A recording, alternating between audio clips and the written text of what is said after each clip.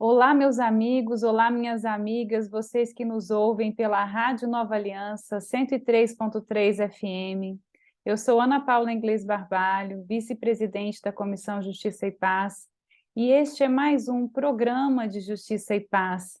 Este programa vai ao ar aos domingos, às 20 horas, pela Rádio Nova Aliança, e aos sábados, pela manhã, às 11 horas da manhã, nas redes sociais da Comissão Justiça e Paz. Eu estou aqui hoje com o professor José Geraldo de Souza Júnior, que é membro da Comissão Justiça e Paz, é professor doutor da Faculdade de Direito da Universidade de Brasília e já foi reitor da Universidade de Brasília, um grande atuante nas questões de direitos humanos, no direito achado na rua, e com essa saudação eu dou a acolhida ao José Geraldo e trago para esse programa maravilhoso dessa semana a presença do Zé Geraldo. Zé Geraldo, seja bem-vindo. Tá mudo, Zé, tá mudo. Sim, eu botei no mudo para não ter interferências na gravação, né? E às vezes a gente esquece. Mas aqui, apesar dos títulos todos, eu sou um jurisdicionado seu, que é minha vice-presidenta, né? E na comissão também, né? Sou um trabalhador bem no campo ali onde a gente trabalha, né, envolvido com a comunidade, com a ação pastoral, né? Eh, os títulos servem para outros ambientes. Aqui na Messi somos todos operários. Somos todos operários, sempre tem em vista esse papel e a missão do operário, né? Sem cada um dos operários, a Messi não avança, a Messi não concretiza aquilo que tem que ser feito. Né? E hoje a gente vai falar de um grande operário da messe cristã, um exemplo para todos os cristãos e não cristãos também, que foi Martin Luther King Jr. Esse é o primeiro assunto do nosso programa deste domingo, pois nessa semana, na segunda-feira do terceira segunda-feira do mês de janeiro, perdão, é comemorado sempre o feriado de Martin Luther King Jr., que foi um grande ativista estadunidense. Essa escolha da terceira segunda-feira como Martin Luther King Day, ela se dá porque foi o natalício, né, de Martin Luther King, é 15 de janeiro de 1929, em Atlanta, e aí eles escolheram como data para homenagear Martin Luther King a segunda-feira que fique mais próxima desse 15 de janeiro, que usualmente é a terceira segunda-feira do mês de janeiro. Martin Luther King foi assassinado em 4 de abril de 1968. Ele era um pastor batista e um ativista político dos Estados Unidos e foi um grande líder do movimento dos direitos civis nos Estados Unidos, desde 1955 até 1968, quando ele foi assassinado. E o Martin Luther King, ele foi mais conhecido pela luta pelos direitos civis com a utilização das técnicas da não violência e da desobediência civil.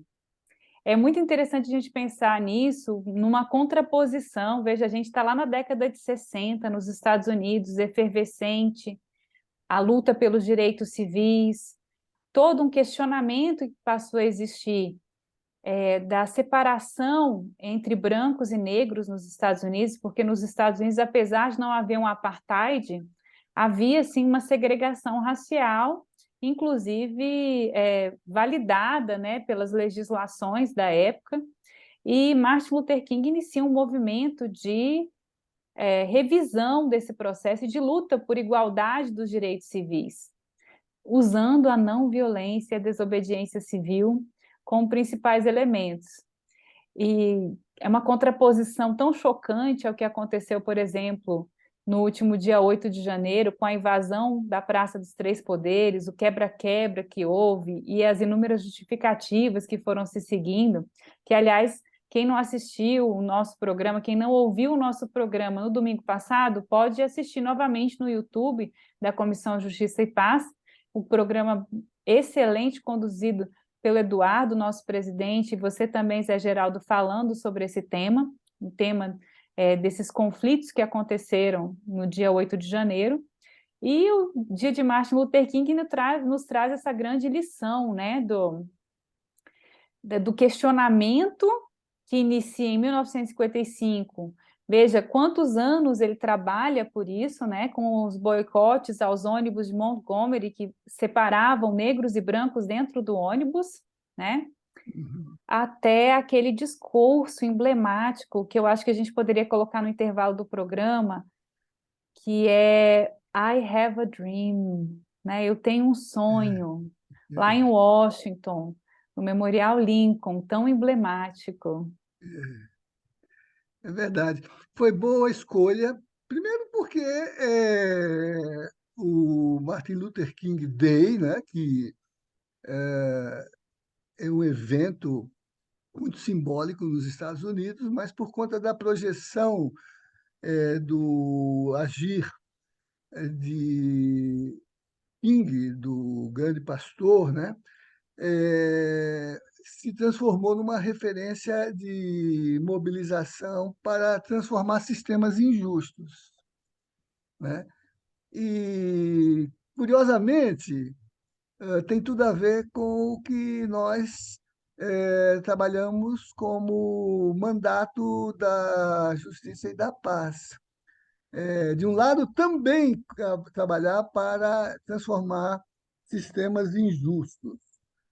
Ter a consciência de que isso não se faz no solipsismo, no individualismo, no egoísmo, mas na formação de comunidades que têm o amor como meio para construir um mundo pacífico. Mobilizar, né, nessa convivência com o esforço de transformar mentalidades para que elas sejam centradas nas pessoas e na não violência. Pensando que em Martin Luther King a desobediência civil não era uma ação delinquente, era uma resistência pacífica não conformista, né? Tinha como eixo trabalhar os elementos interpelantes das mudanças éticas no mundo, né? E o mais importante, ter o amor como um instrumento de promoção da justiça social. Por isso que o segundo movimento desse eixo que você encontrou é pensar o valor da interreligiosidade, né? Não por acaso, em seguida aos eventos do dia 8, no dia 10, eu gravava para a TV Aparecida uma matéria em que a emissora fazia opinião sobre o que estava acontecendo ainda em Brasília, né? E enquanto eu gravava, a locação foi no espaço da Catedral, que é o primeiro grande edifício da Esplanada dos Ministérios, né?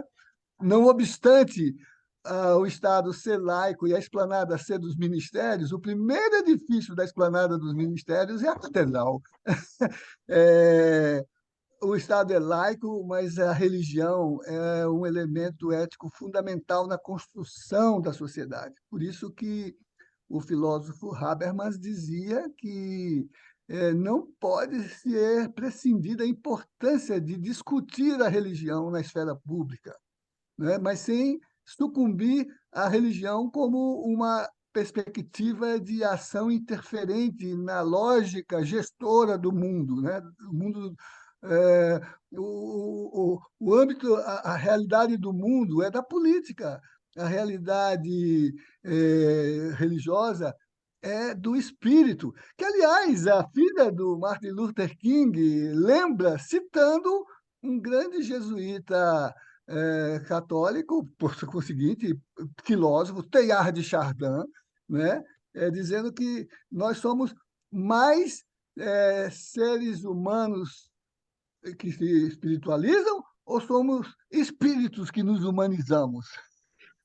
É uma, é uma busca, né? Ou pelo menos deveria ser uma busca de todo cristão, esse entendimento de que É, a política transforma o mundo, que os cristãos devem fazer a política, porque veja, Jesus, quando vai lá ser julgado na frente do César, né, ele fala: Não, meu reino não é deste mundo, mas por si só, o processo de transformação dos ensinamentos de Jesus, ele traz uma revolução na sociedade que vem sendo implementada nos últimos 2000 anos e que ainda não chegamos ao ponto da sociedade do amor.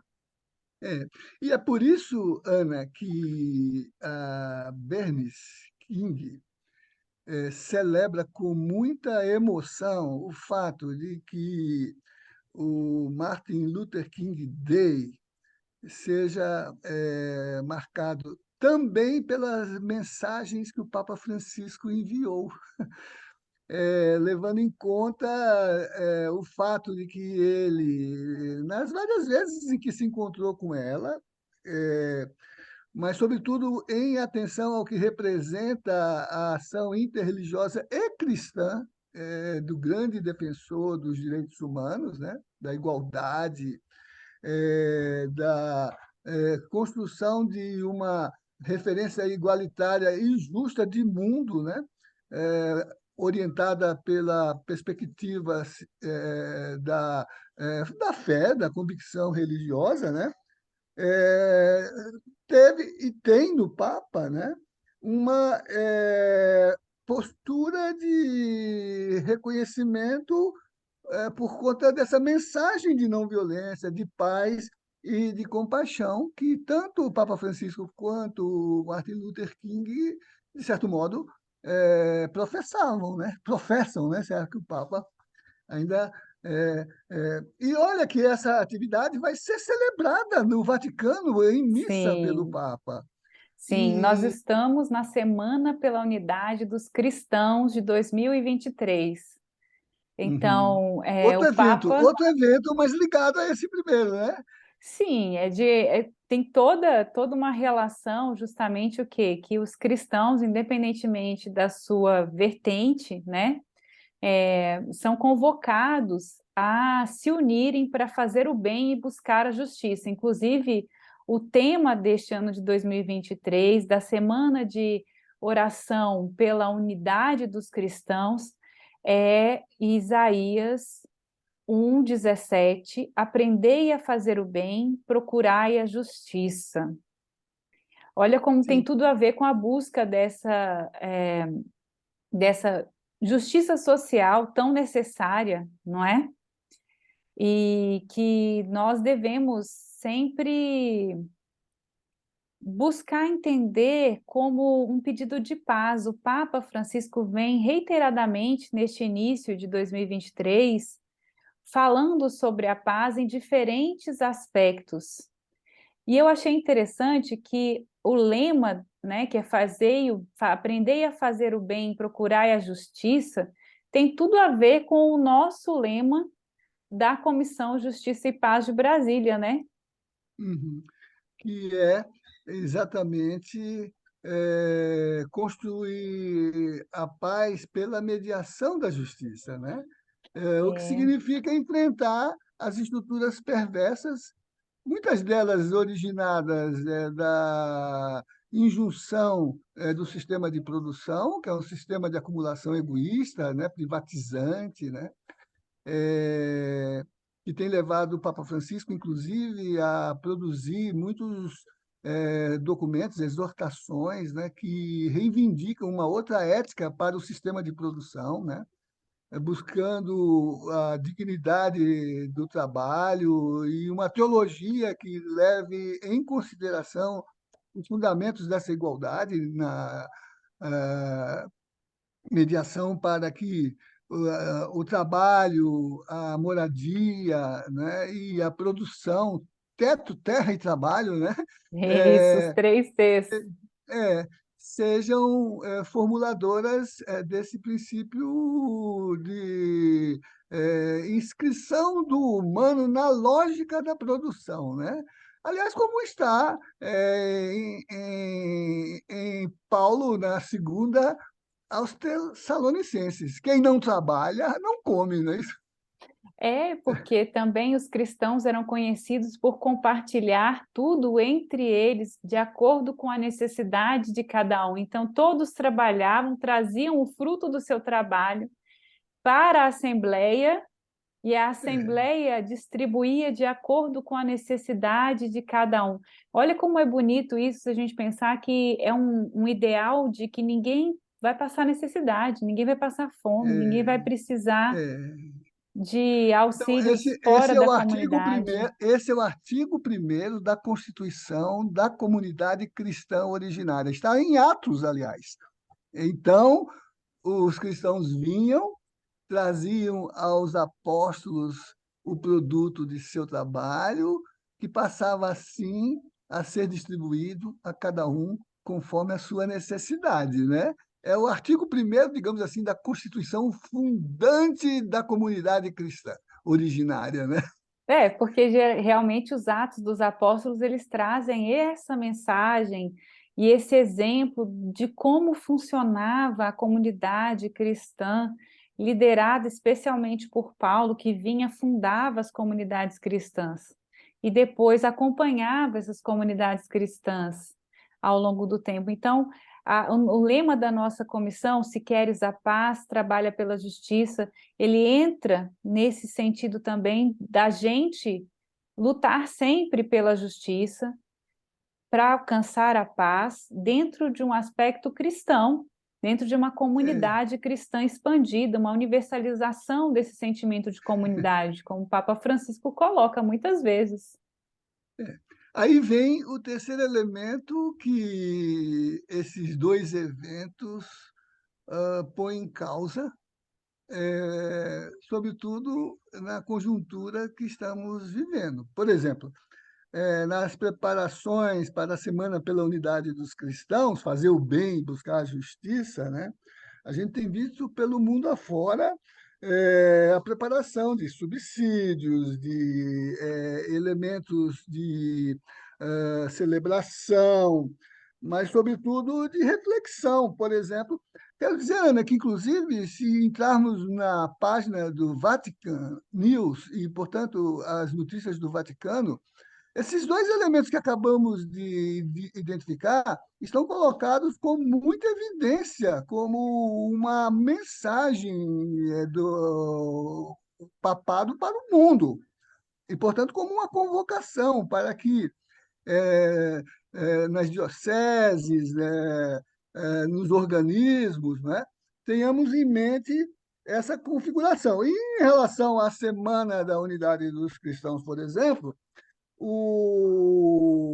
há algumas referências sobre as iniciativas de grupos locais que se preparam para esse evento da Semana da Unidade dos Cristãos,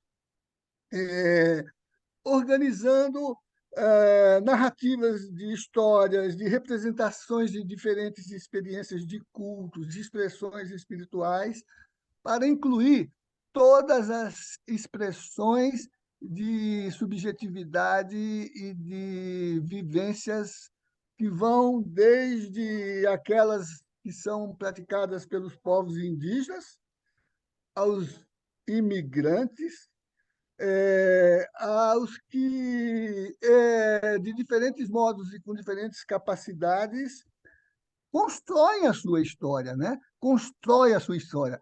É um pouco diferente do que a gente assistiu em Brasília nos últimos dias, né?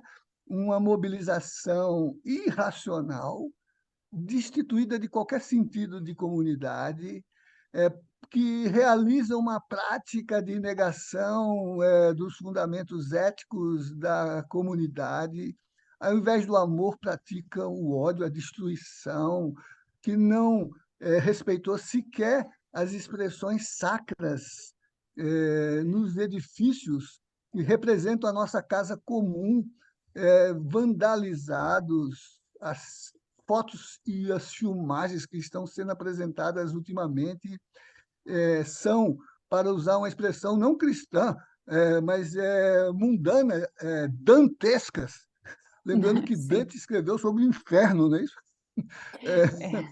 É, Eu acho que, e- assim, num primeiro momento houve um choque, né? Aquele choque é, inicial daquela cena que era absolutamente surreal, absurda. é, Mas depois começam a surgir os detalhamentos desses processos, né? De como exato, aconteceram. E isso também é é, chocante, mas parece que vai num conta-gotas. E é. você percebe essa. Isso em nome de pátria, Deus e família. Talvez ainda a gente tenha que trabalhar nesse arcabouço de você ter diferentes vertentes cristãs, né? Trabalhar para que a gente tenha realmente uma unidade dos cristãos, fazer o bem, buscar a justiça. Parece que o Papa não cansa de repetir isso de diferentes formas e diferentes ângulos, mas eu acho que em nenhum desses ângulos que o Papa demonstra como sendo escolhas para a gente continuar na nossa caminhada cristã, a segregação ela aparece, né?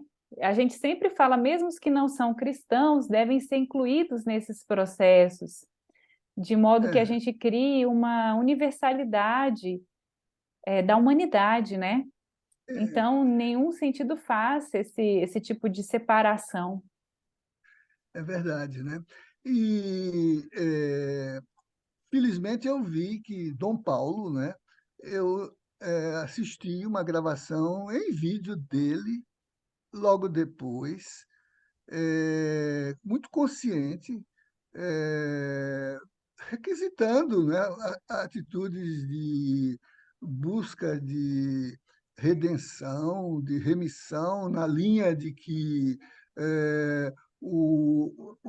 a nossa atribuição é buscar restaurar, né, aquela condição intrínseca da amorosidade, da fraternidade, da solidariedade, da comunidade, mesmo entre os que se desgarram, que se deixam iludir por falsas interpretações, por convocações literais que não pensam no bem comum, né?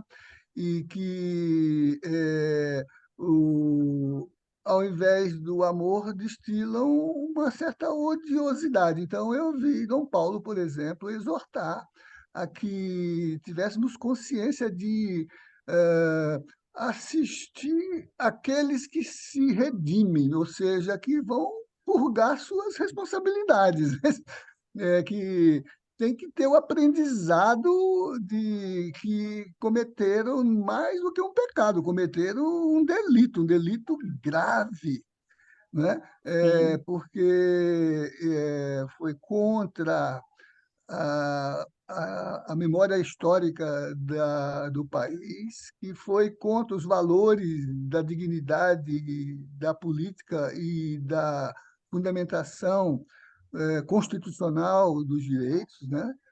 E foi contra os direitos de cidadania e os direitos humanos, né? De modo muito impróprio, porque o seu aprendizado na catequese, no catecismo, não apontava para isso, né? E a gente, às vezes, até se espanta de que talvez alguns desavisados pregadores, né, em diferentes púlpitos, mesmo de diferentes confissões cristãs, não se deram conta de que também são responsáveis pelo conduzir do seu rebanho, né, para a beira do abismo, né? Então, eu é, achei muito importante a fala de Dom Paulo, né, exortando a reencontrar o caminho, restabelecer a base cristã do ministério, do magistério, né, e reagrupar o rebanho do ponto de vista dos fundamentos do Evangelho. No encontro recente do Papa Francisco com os agentes de segurança, não só do Vaticano, mas da Itália, porque ele circula pelo espaço do país Itália e não só do país Vaticano, né? É, o Papa propôs que os agentes de segurança, né?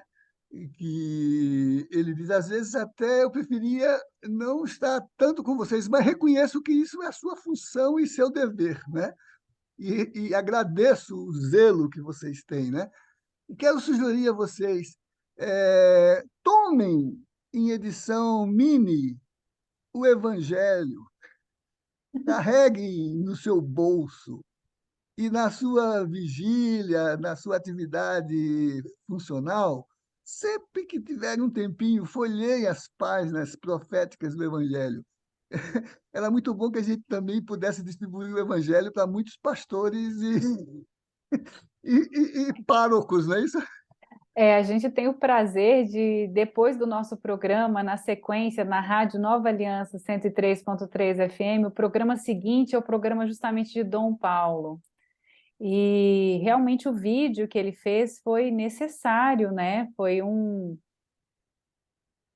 uma mensagem fundamental nesse processo. Dom Paulo já vem falando, inclusive falando na nossa conversa de Justiça e Paz. Se você não assistiu a nossa conversa de Justiça e Paz de dezembro do ano passado, está também nas nossas redes do YouTube, CJP Brasília, e do Facebook. Vale a pena assistir, porque Dom Paulo traz uma mensagem buscando um pedido de reconciliação. Exato. Reconciliação. Gente, vocês escutaram o alarme rapidamente aqui, né? É porque senão o nosso programa ele não passa rápido, não, gente. Ele voa. Nosso programa voa e já estamos indo para o encerramento, Zé Ah, Geraldo. feche, é, feche sem concluir, feche deixando entreaberta. Deixando entreaberta a porta, porque eu acho que nossos temas eles se prolongam no tempo também, de um ano que a gente tem de buscar, de fato, trabalhar pela justiça, né? Trabalhar pela paz. Eu acho que existe também uma mensagem de nós buscarmos mais nos voltar para os ensinamentos que o Papa Francisco vem trazendo ao longo do seu pontificado. O Papa Francisco, eu acho que retoma uma liturgia da igreja necessária no caminho do amor. E nesse aspecto, se conectam os dois temas que nós trouxemos essa semana, né? O dia de Martin Luther King, um homem que lutava pela mudança social a partir de uma premissa da não violência, da amorosidade e da desobediência civil pacífica, e a semana pela união dos cristãos, né? A oração pela unidade dos cristãos. Uhum. E é tudo muito significativo e emblemático, e é interessante que todos esses movimentos acontecem em janeiro, de maneira a fazer com que a gente reflita qual é a nossa caminhada ao longo desse ano, como nós vamos escolher passar o ano de 2023. Nós vamos seguir pela lição do Evangelho, trazendo o amor como sendo a nossa pauta principal, trazendo a justiça social, ou por onde nós vamos seguir, nós como povo brasileiro? Então, Ana Paula, a Bernice King suscitou o testemunho de Teilhard de Chardin. Eu acho que aqui a gente poderia trazer o testemunho de um filósofo tomista que foi muito influente na preparação da Declaração Universal dos Direitos Humanos de 1948. Em textos deles de 1940, o Jacques Maritain, filósofo católico tomista, né, é, atenta à gravidade do momento histórico, dizia que nós não temos alternativa senão no espaço de uma democracia comunitária e personalista. E ele dizia que o caráter comunitário é o de construir organizações sociais pelos princípios de igualdade e de fraternidade. E o caráter personalista é ter uma sociedade que permita a livre expansão da pessoa humana, a segurança dos seus direitos, a certeza de que nenhum poder tem força contra a liberdade do homem, senão quando garantida na lei. Então, Olha eu só, acho que a gente podia fechar entre nós com o pensamento de Jacques Maritain, né, que escreveu um volume sobre direitos do homem em 1943, antes da Declaração, que né? E lindo. é uma das grandes referências influentes do pensamento ético cristão e católico, o grande filósofo Jacques Maritain. Então, nós encerramos assim. Na sequência, vocês ficam com o Evangelho de Simone Furquim, membro da nossa Comissão de Justiça e Paz.